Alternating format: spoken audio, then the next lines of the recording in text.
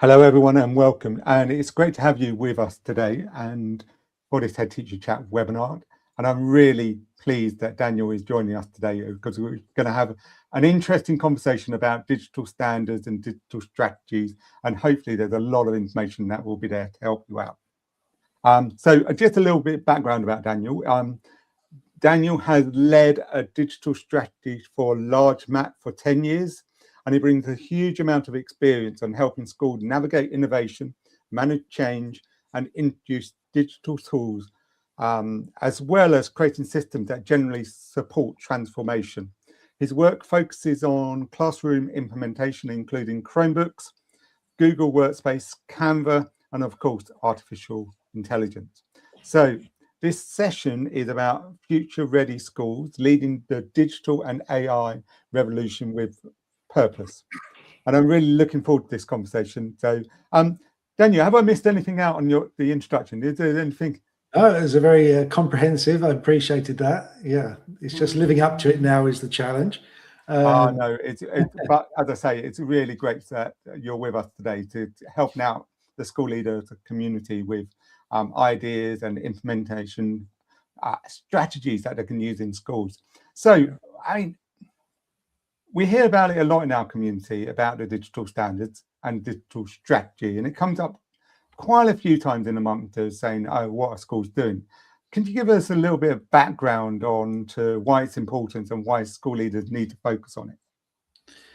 Yeah, I think it's a really interesting area, and depending on what circles you move in, you might hear a lot about digital strategy, or maybe you hear very little. Obviously, as you said, my role for the last 10 years has been in a large multi-academy trust. Recently, I've kind of branched out and gone independent. And the idea behind that is to actually work with more schools, more trusts to support them in their digital strategy. And the reason behind that is because I really believe that having a comprehensive digital strategy is going to transform an organization. And when we're thinking about education, it's really about the impact, the real positive impact that this can have on both staff, students, and the importance of doing that well, because I think if you've been around, you've talked to a lot of people, you've probably heard some horror stories. If you look at certain headlines, which are often quite clickbaity, there can be some really doomsday scenarios. But I think the reality is when you do this well, it has really significant impact. And so we're thinking about the issues that education is facing around staff retention, staff workload, when we're thinking about doing the best for our students, which is what we want to do. I really believe that having a great digital strategy is a really important way of achieving those goals and supporting staff and students. We spoke about earlier about the struggles that some schools would have with this between the ambition and the implementation. From your experience, what do most schools struggle with when they embed the digital strategy? I think there are a range of issues. I think one you can start with is just not knowing where to start. I think, and increasingly it's getting harder and harder because, again, I started 10 years ago in this area, and it was, I wouldn't say it was simple, but compared to how it is today, it's simple. There were fewer tools, there was fewer things you had to be aware of. There was no such thing that we had to deal with, such as artificial intelligence. And I think it's getting harder and harder. So people might be overwhelmed by that and not know where to start. Finances are a constant problem in education. And I think this can just feel like an insurmountable hurdle that there's no way of doing this. So again, it's like, well, we can't do it. I think there's also a lack of belief maybe that this is the right thing. Again, saying you see these news headlines, you might read a bit of research, and then you get the impression, oh, it's not good for learning, it's not good for our students, there's too much screen time, there's this. And again, we can come at it with a really negative attitude and therefore not want to do it because of that. Whereas I think the reality is there is research out there. And as we know of research, you can probably find a bit of research to back up whatever you want it to back up. But there's also really positive uses, as I was saying before, pedagogically, but it's always linked to doing it well.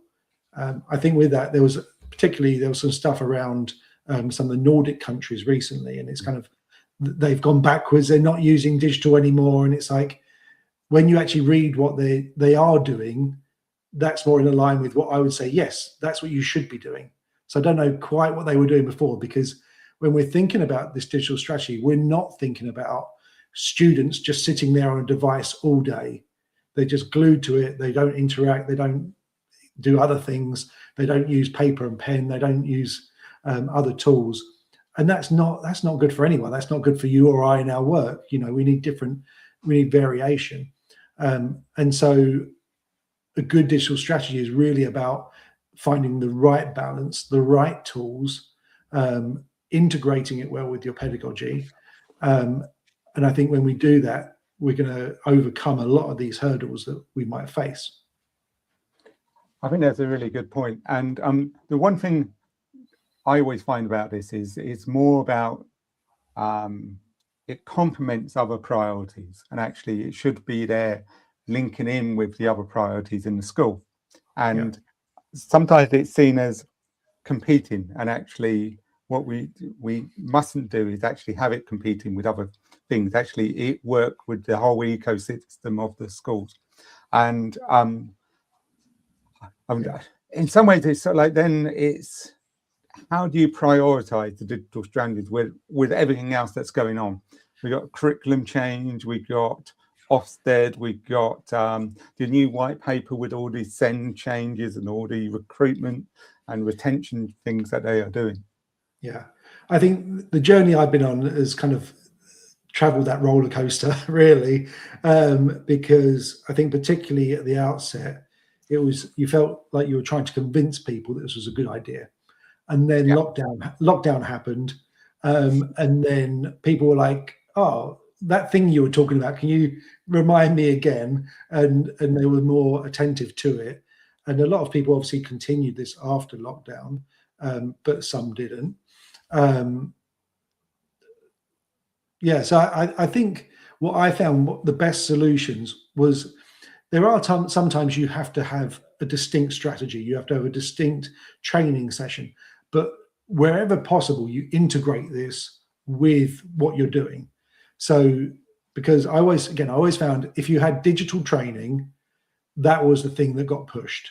Because when you're competing with safeguarding, when you're completing, we're in the Ofsted window, all of those things, digital just doesn't seem as important.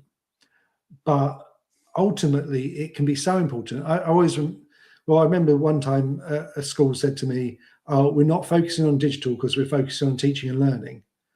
And it's like, you can't separate the two. It's like saying we're not focusing on student well-being because we're focusing on teaching and learning. And because if they're not cared for, they're not going to learn well. And it's actually having the right tools is going to promote teaching and learning, the right resources, access to information. And again, there are so many wonderful tools that can really accelerate learning now as well that we can use. And so I think it's that integration. So again, when you're doing training, so don't say, we're doing Google Forms training, for example. Say, well, we're doing training on assessment for learning, and part of that component is going to be digital. And you don't have to say that, it just is. I think also that will help where you've got some teachers, particularly who are not digitally inclined. When they hear that there's digital training, they're going to switch off. They don't like that. But if you can show them the pedagogical reason, you can show them the impact that this has, then they're going to be more willing to engage with the digital tool behind that as well. So I think it's having that integrated approach. And even when we're talking about things like inclusion and attendance, it's digital isn't separate to that. It's all part of that. And so whatever we're doing, I think the question then is, what's the digital kind of support for this? What's the digital impact of this? And having that always as part of it. I know in schools, one of the things we say is like every teacher is a SEND teacher. And I think in that sense, it's including it in the same way that in every lesson you expect to see certain things around SEND, but it's also saying, well, every lesson I expect to see something around digital in the same way you might say literacy, in the same way vocabulary. It's just building it into that thread right across everything you're doing. Yeah, that makes a lot of sense. And actually, a lot of leaders will resonate with that, what you're saying about it. And actually, that's what they aim for. But sometimes it's a lack of clarity and where to begin and how to sustain it in schools. So let's change it to, what about schools that are doing the digital strategy well? What does it look like in practice? I've always found this very interesting because people will say, again, where I was working, I was working at Lee Academy's Trust, and I'm very proud of the work we did digitally. And so people would come and ask us, oh, what would we see? And the reality is it's really seamless. And I think this is what you're aiming for. I think people there are some really things we love in technology that are really whizzy, getting out the VR glasses and I was seeing someone online, they were sending microbits into space and things like that. It's like, well, these are really impressive, but the day-to-day it doesn't look fancy, but it's really impactful and it's really powerful. And so the sort of thing that you would see in one of my schools is you go in, students would have their devices ready for learning. It doesn't mean they're always being used, but they're ready to be learning, because I think this is one of the problems you can have in a strategy. It's like, okay, I want to do this thing digital. Let me go and book the trolley. Oh, it's not ready. Are the devices charged? Do the students have the skills? And if we've got that approach, and again, I appreciate it, maybe you might say it's a privileged position, but I think it's a position we can all get to if we want to, that we can have it where students have devices. We had one-to-one devices from year 1 to year 13. Again, it doesn't happen overnight and it's not easy, but you can get there with just normal funding. And so, but when you have that availability, when you then want to do something digital, the students will just, in our case, they would open up their Chromebooks, they would access resources, but it's everything that's behind that as well. The fact of how teachers are creating their resources, how they're sharing their resources, thinking about accessibility. I always think accessibility is one of the key things that I frame digital around, because the more consistent we are in our approaches, the more we're going to remove barriers to learning for students. So for us, even we were at the place where it's like, this is how we set up our Google Classroom. So that if a student in secondary, for example, is going from one class to another, it's not a massive transition for every single subject. They know how it's going to be set up. They know how resources are going to be shared. The expectations are consistent in the same way you might say with uniform in a school, that we do these things for a reason. And it's the same with digital, having these real great digital standards and expectations, and they build in this consistency so it's seamless. And I think the reality is, I know that when we've had external visitors, whether it's things like Ofsted, challenge partners, they've come in and they've just said, this is really good. And it's just, and again, you think about SEND and the students with that, they're able to work seamlessly. They don't stand out in the classroom. And again, we've had observers come in and say, well, who are your SEND students? Because they're just working in the same way as everyone else, but on their device, they're using tools that are right for them. And you're increasing that student agency, the ability to work independently. You're empowering students. And for me, that is, if I think when I'm looking at digital strategy and whether it's working, that is one of the most powerful things. Almost that it's there, but it's not seen. It's like a good referee in a football match. It's like, is there, if it's a novelty, if it's everyone go and get their device out and there's a big kerfuffle around that, and that's not what we want. It just works. And I appreciate, again, there's a lot of effort that goes into it just working. Yeah. But once you get there and then you're consistently pushing that and maintaining that, it really has a lot of impact. And that's actually an important bit. It's purpose over novelty, really, isn't it? Actually, how is it adding to the learning within the classroom? And I think that's part of the trouble, because there's a lot out there and it can feel very overwhelming. You could be in a position and you're saying, well, I don't know whether to go for Google or Microsoft or for Apple, or I don't know whether to sign up for this tool or that tool. I don't know what to do with that. There's so much out there. It's very overwhelming. And again, this can lead to a real paralysis in education, where either you don't do anything, you go in with misjudged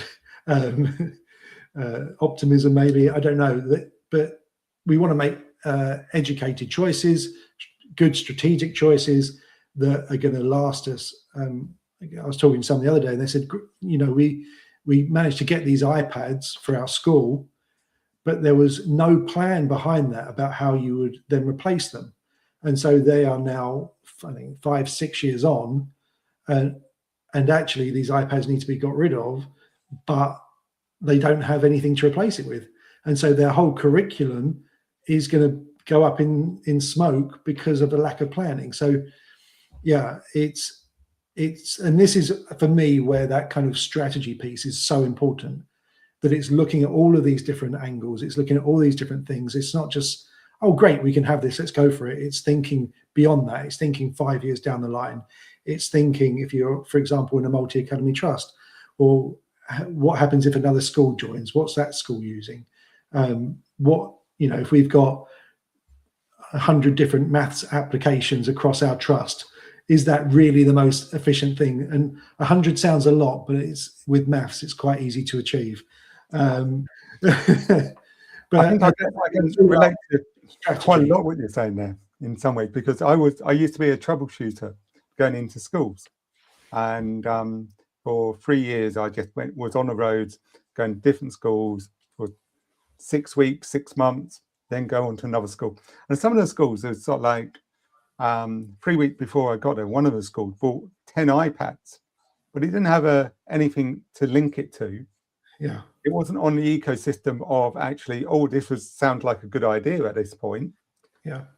On 5 of those iPads, they lost the password, and you couldn't get back into it, and they were defunct. And you have to take them to the Apple store. Well, you had to take them to the Apple store, but then they went, oh, we can't do anything. But we've been there.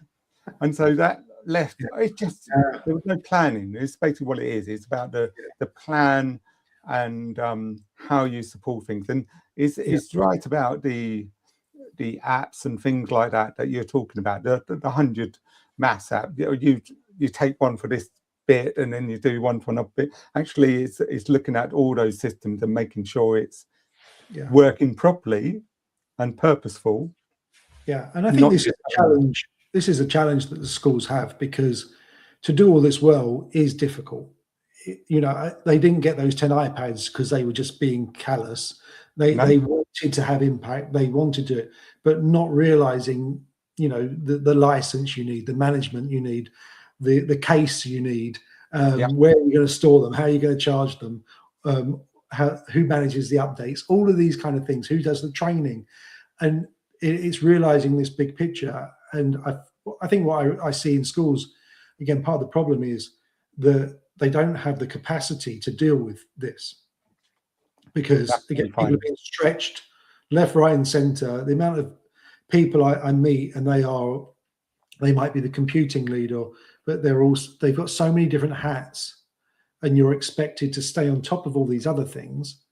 And this is where, again, for me, where it should work very well in multi-academy trusts, where trusts can actually invest centrally to bring that specialism.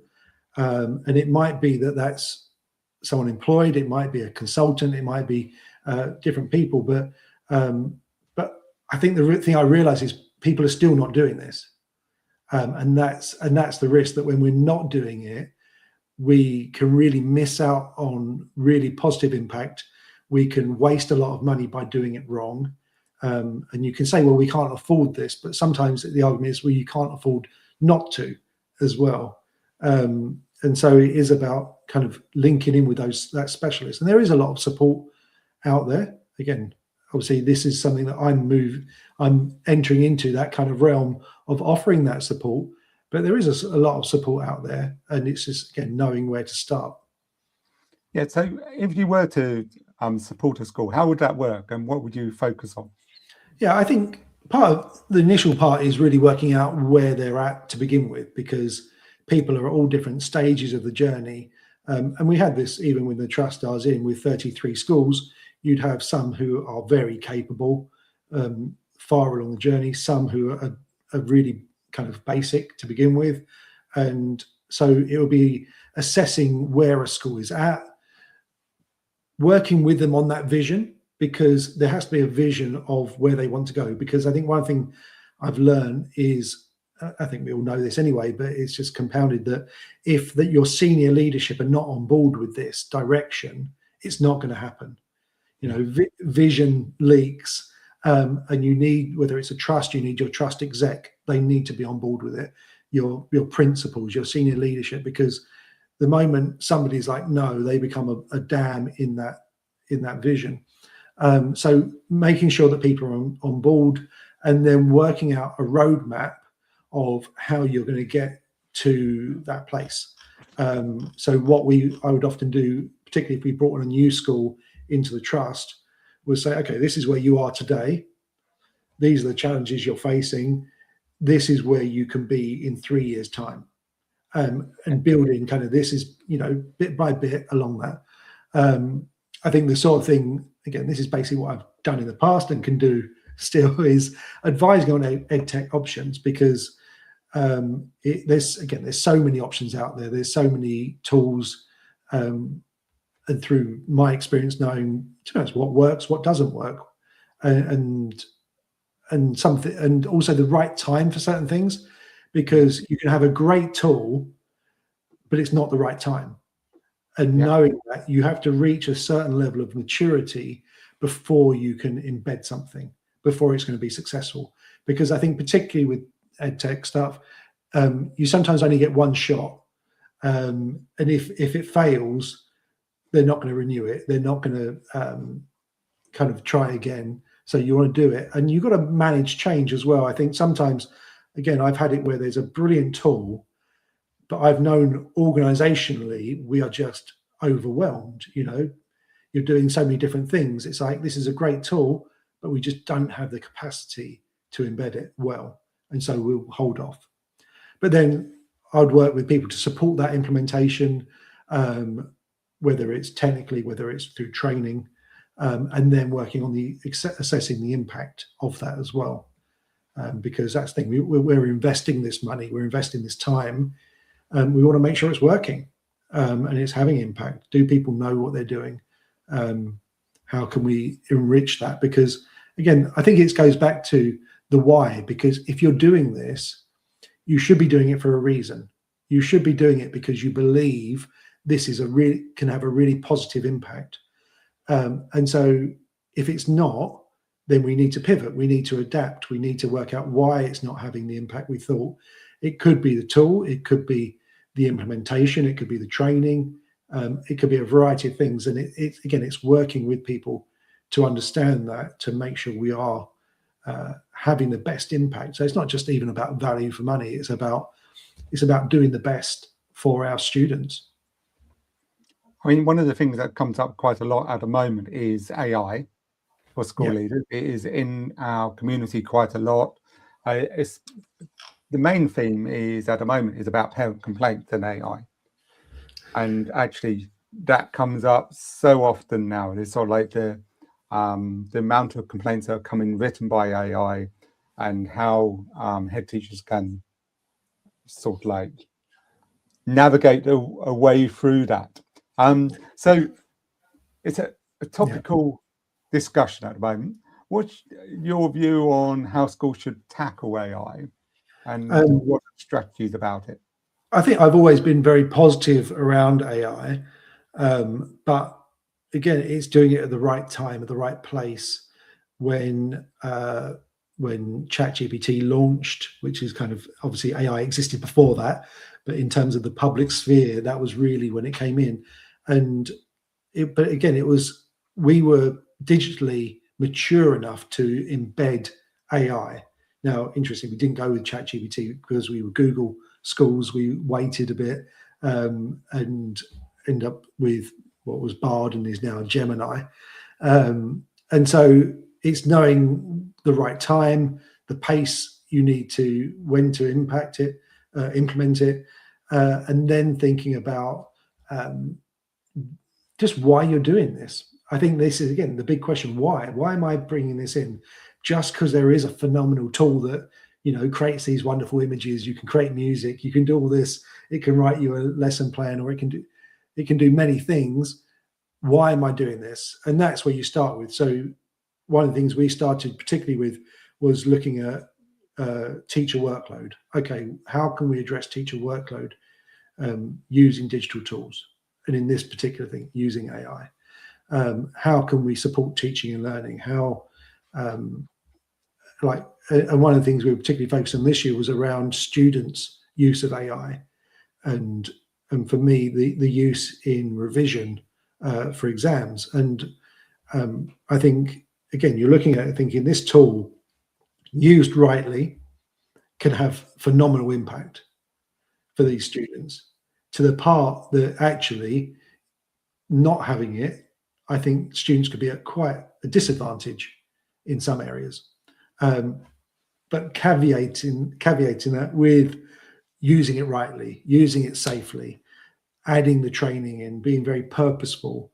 I think particularly with students having the metacognitive skills that are behind that, so that they know how to use this and how not to use it. But as I say, I think when so it's all about that. It's about assessing the need, the issues we're trying to solve, investigating the tools, because again, there are a lot of tools out there. But then the implementation is key. It's about the training. It's about the knowledge. It's all of these things. And I think the reality is with AI, if we get it wrong, it can be quite risky. Particularly, I was looking at some of the guidance from Ofqual, and the stats around the amount of students who had lost their qualification because of misappropriation of AI. And so, yeah, there's quite a consequence around this. But then that's another reason why schools have to engage with this. Because if they don't engage with it, you're actually just disempowering students. You're not giving them the information, the training that they need. And this was one of the things that really drove me around the use of student use of AI at the beginning, was the reality of these children are using it anyway. They'd all created their ChatGPT account, even if they shouldn't have, you know, even if there was an age restriction, all these things, they've still done it. And they're using this. We can't be naive and just bury our head in the sands and hope this will go away just because we don't know what to do. We need to educate ourselves. We need to get up to speed, and we need to make sure that our teachers and our students have enough knowledge around it, that they are safe, that they are aware of the risks, that they're aware of the benefits and how to use it well. That's a very good point in many ways. I'm going to move on. In some ways, it links to it. It's more to actually, how do you embed the digital in the classroom now? So how do you move from the strategy, which we've been talking about, into practice? So, I mean, how do you use it so digital tools are driven by Pedagogy First then? How does that work? Well, I think you obviously need to be pedagogically aware first. And I think, again, this comes back, these are how many things are not about digital whatsoever. It's about your school and about your culture, and it's about what you're trying to achieve. What are your beliefs? What are your ethics around education? And this will then drive how you use digital tools. And so it's having a level of clarity around that to begin with.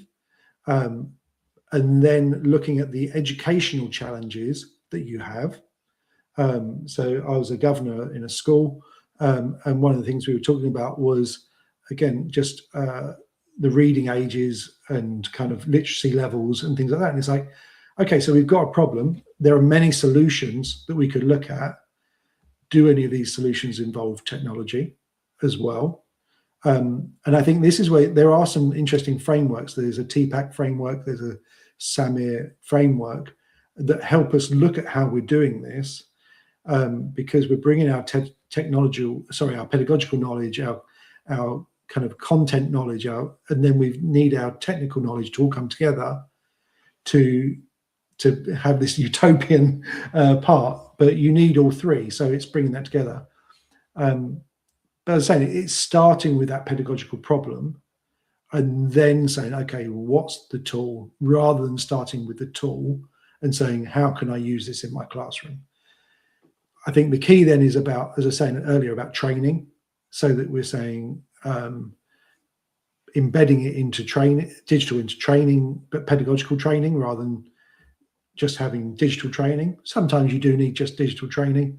If you're starting with how to use your email or your cloud storage and things like that, you don't have to be overly pedagogical about it. But it's embedding it in that part. But I think it's also then thinking about, and this is where the SAMIR model is interesting. It stands for substitution, augmentation, modification, and redefinition. And if we're just taking, if we're writing and then we're just typing, we're not changing the world particularly. But what are the things that we can do with technology in education that we wouldn't be able to do otherwise? And so there are certain opportunities that you would never even think about. And I think that's where we almost have to reimagine education, because I think we're very good at taking what we've always done and digitizing it. Yeah. But what we're not very good at is going back to the starting board and saying, this is what can I do? What are the possibilities? What would I dream about doing? And then how can technology enable me to do that? And I think one of the really interesting things now is with AI, we've got that support to do that.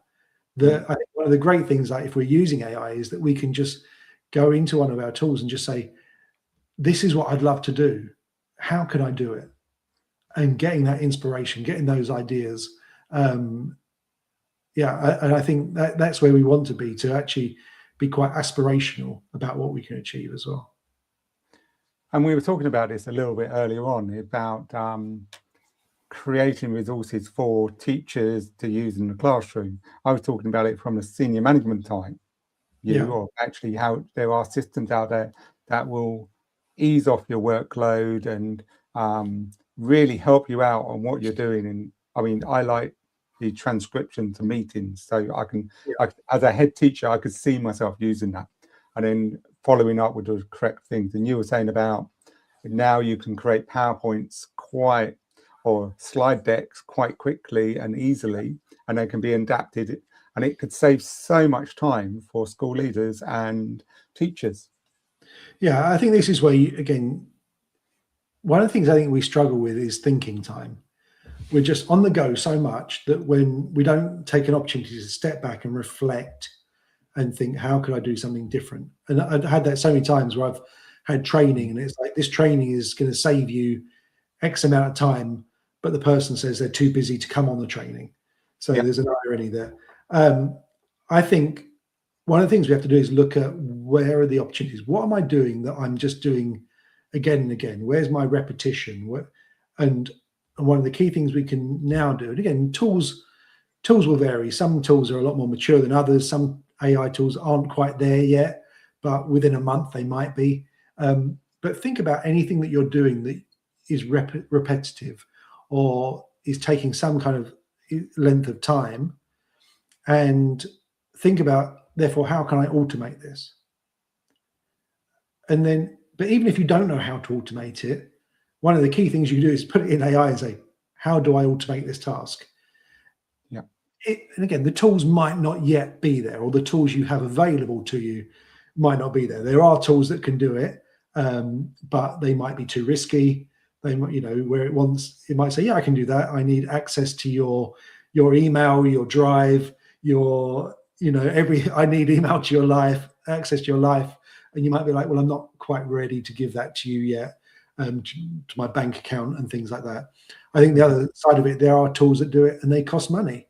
And we are in a financial constraint in schools at the moment. And so there's a lot you can do with free tools.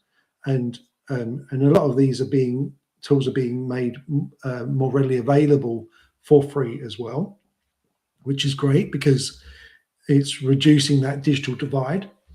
So yeah, I think there's a lot there that we can automate. And I think this is where, when you're doing that across an organization as well, realizing that if every person in that organization is saving 15 minutes, that's a big saving across an organization.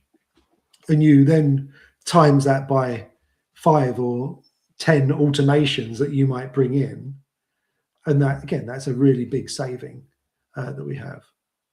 I think the trouble is that we'll get to the point, though, but we're bringing all these automations, but then that becomes the new normal. Yeah. And we'll just replace that, our busyness, with something else. So we do have to have a bit of a mind shift, think about how we're working still. Yeah. So, I mean, that's so true. And actually, I think I've spoken about it a few times, and I think you do the same, is about that human element has to be with that automation as well. So you've got to check what's going on. Yes. It has to be there, doesn't it? Yeah, I did this myself. I was creating some resources, and my AI bot was being very helpful. And because I asked it about a problem, it said, "Oh, you can do this," and it said, "Would you like me to create this?" I said, "Yes." And at the end of that, "Would you like me to create that?" I was like, well, "Okay then," and I just kept on going. And ended up with like 10 different resources. Then when I went back in and looked at them, I was like, "Yeah, these aren't quite as good as I needed them to be. These aren't quite right," and so we must have the human in the loop. And partly because, again, if I'm putting something out there, I can't blame AI. If I'm a teacher and that's my lesson plan, I can't blame AI for it being incorrect or anything. I'm the one who's responsible. If I post something, I'm the one who's responsible. It's my name next to it. So we have to take that level of responsibility for it and own that.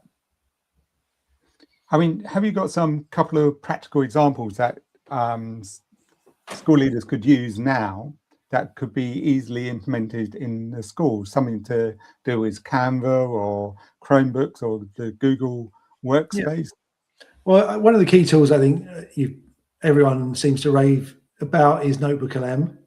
And I think Notebook LM is a brilliant tool. And it's the benefit of Notebook LM is that it's grounded in the content you upload to it. So it's not drawing information from the web or any other sources. You are curating the information, you upload the information to it, and it's only drawing the information. When you ask it a question, it's only referencing that information, and it gives you references to it as well, so you can check on it. The sort of thing that I've seen that can be really good is as a reference material. So I know some schools, for example, are uploading all their policies into that. So they've put all their policies into that so that when they then have, you talked about complaint letters earlier, that you kind of like, well, what is our policy about this? Okay, you can just go in and say, could you clarify what is the policy around uniform, or what's the policy around attendance, or, you know, time off for funerals, or something like that. And so instead of trawling through different documents, you've got that there as a resource. So I think that's really good. I think the other thing you can do with that same tool is make specialists. So again, for example, if you're a Senko in a school, it could be really useful to upload kind of all that background information. So I'll be honest, I've got some around generative AI. So every report that comes out around generative AI, I upload it to this one notebook. And so if ever I've then got a question, I've got this wealth of information. I'm basically creating a generative AI expert. So you could do that as a Senko or an attendance officer, or as a whatever role you might have, create an expert who you can refer to with those kind of questions. Again, because you're curating the resource, you know it's relevant material. And I think that's really cool. I think that's really useful. Yeah, I mean, I use Notebook LM for that sort of thing. I upload Ofsted reports into mine and Yeah. actually analyze them and ask them questions, what trends are coming up and things like that. It's really interesting.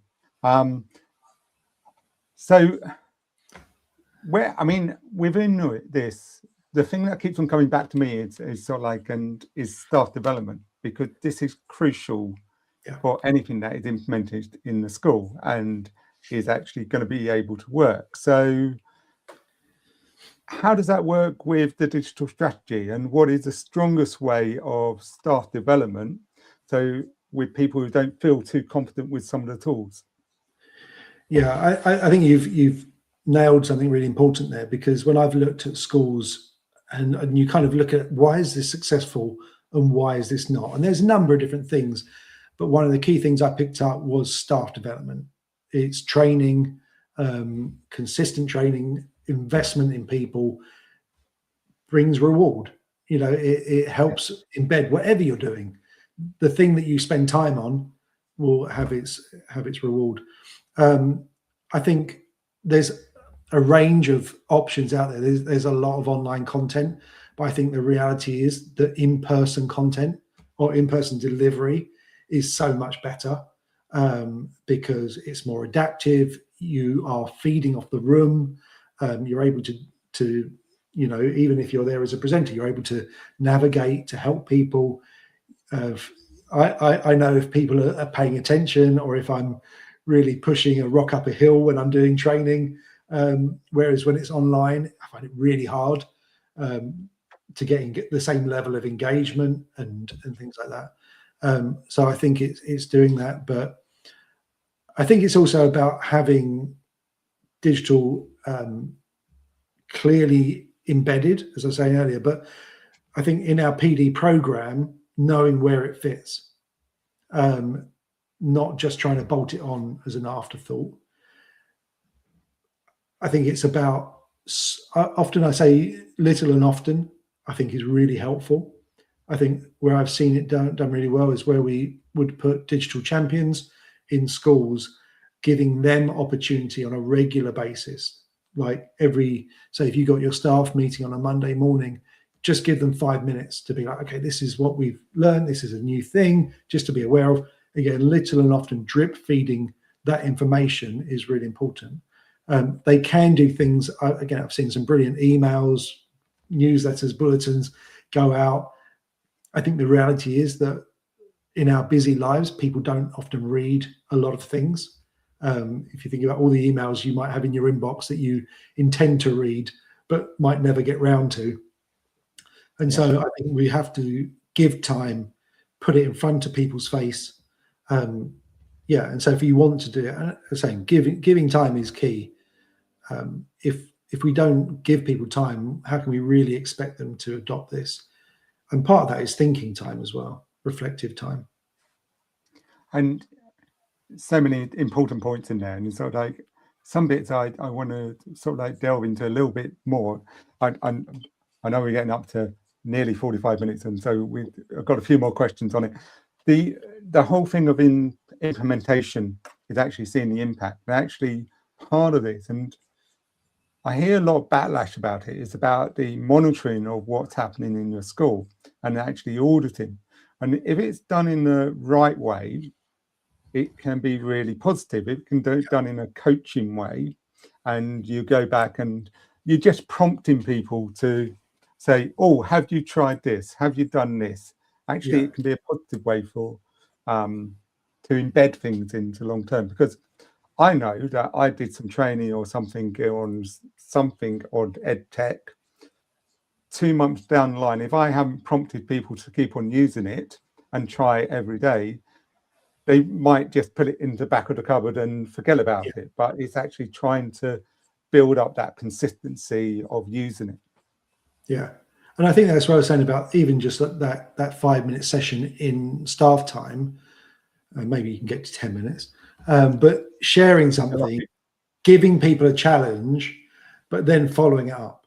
And I think the follow-up is key, because if there's no accountability, and again, if we use the words accountability and consequence, they sound quite negative, but trying to use them in a very positive way. If it makes no difference whether I do this or not, and I'm a very busy person, and I don't, this thing might not be easy for me, then I'm not going to do it. So there needs to be some incentive. Now, incentives can come in different ways. They can be, celebrations. They can be monetized. Here's a £10 gift voucher for the best person who did that, or here's just it's funny how really small things.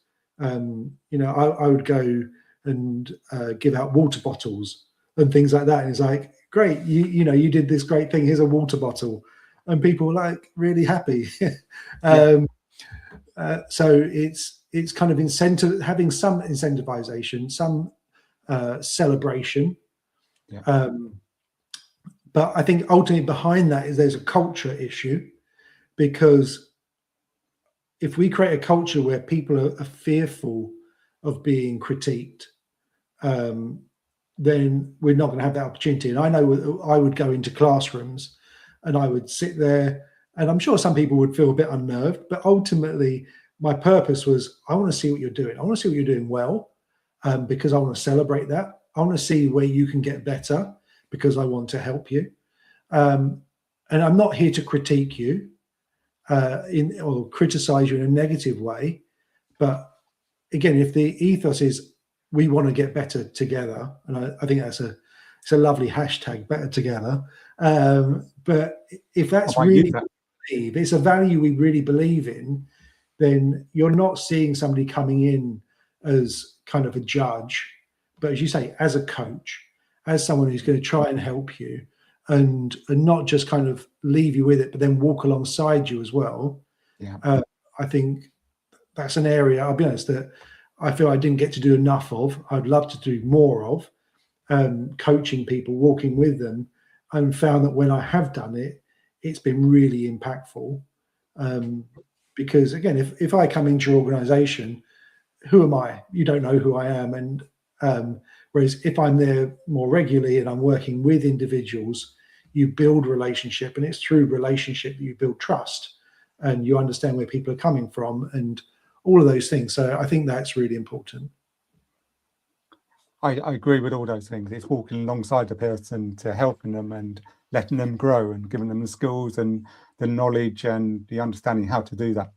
I mean, the final part, and I'm really having to whiz through this now because I'm so like, it's about future readiness for schools. And what do schools need to really do to be future ready? And what sort of non-negotiables should be put in place to support that?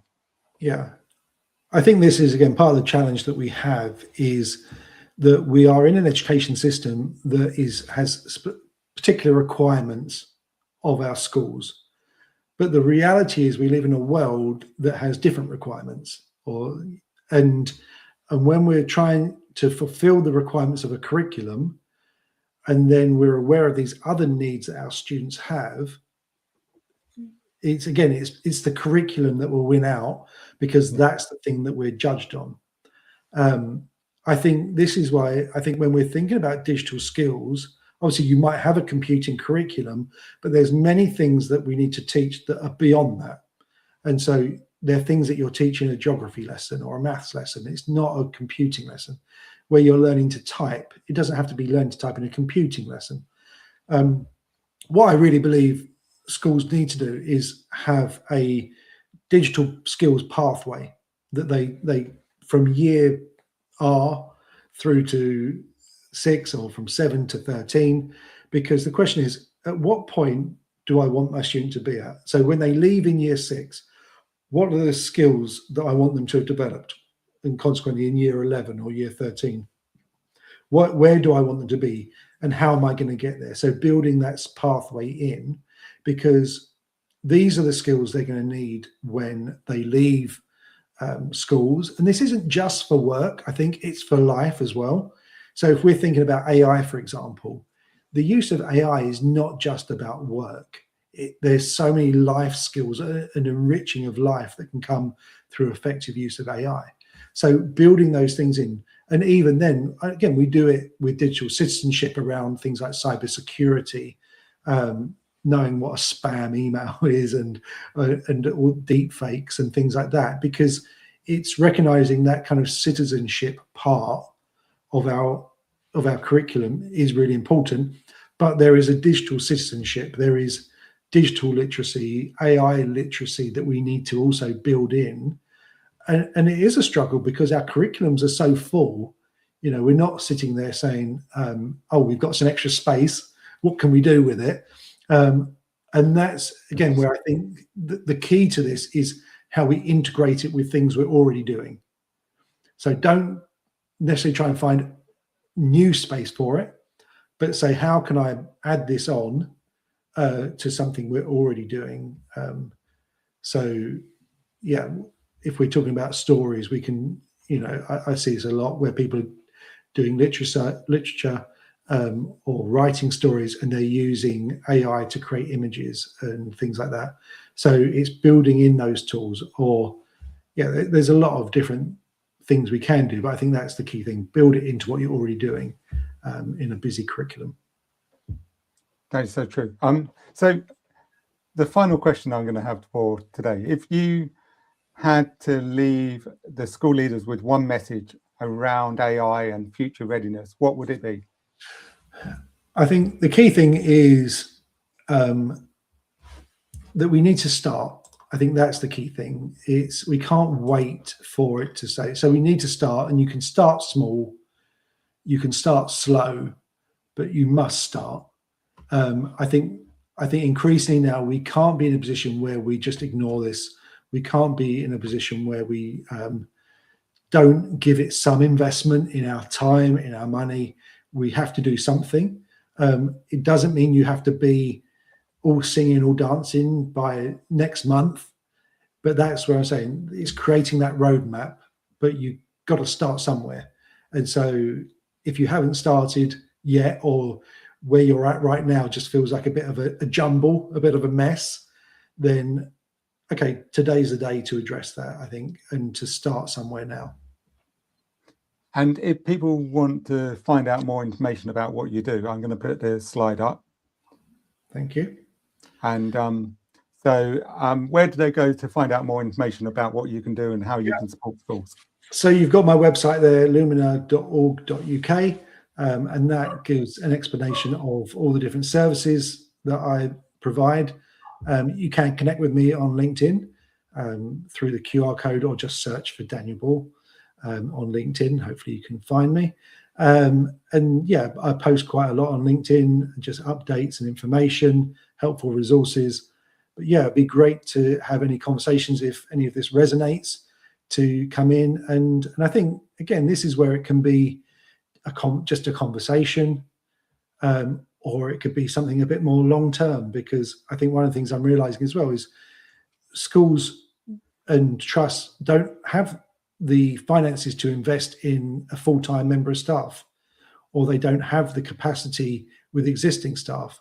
And so having somebody who has a lot of experience and has time to keep on top of these things, but coming in, again, doesn't have to be, it's not full-time, just even every now and again, and speaking into that situation, I think can be really powerful.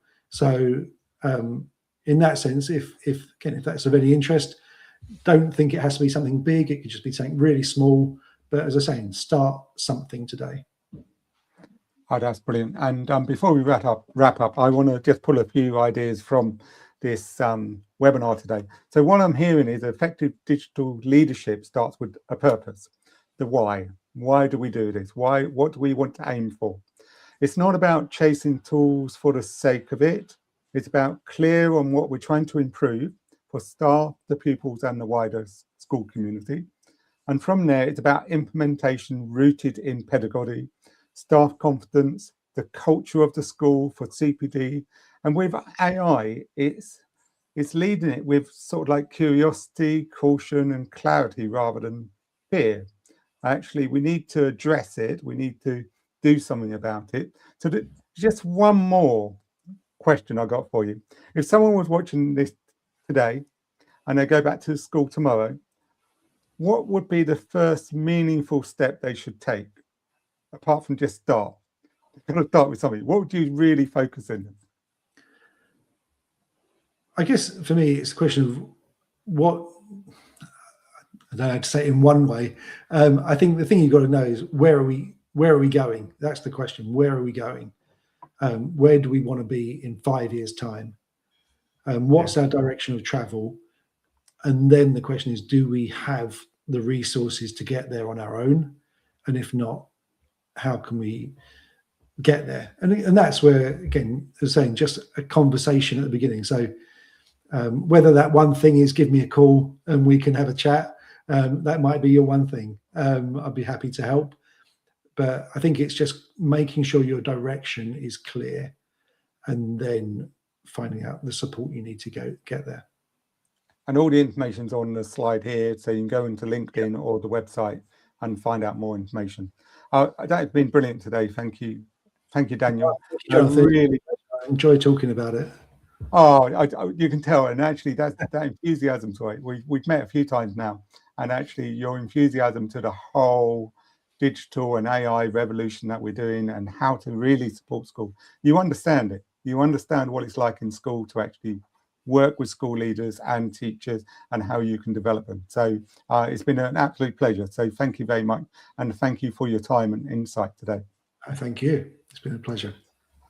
So thank you for joining us today at Head Teacher Chat webinar. And we hope to see you soon. If there's any more information or anything we can help you with, just let us know.